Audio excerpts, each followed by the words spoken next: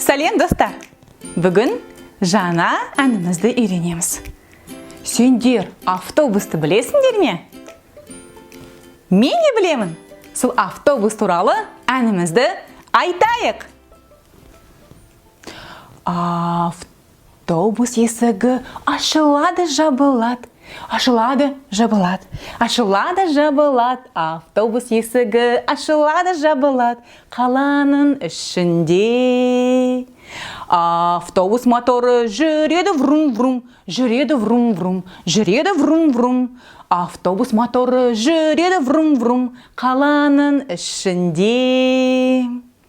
Автобус сигналы айтады пип-пип, айтады пип-пип, айтады пип-пип. Автобус сигналы айтады пип-пип, қаланың ішінде. Автобус дөңгелегі жүреді домалап, жүреді домалап, жүреді домалап. Автобус дөңгелегі жүреді домалап, қаланың ішінде. Достар, сендерге өлең ұнады ма?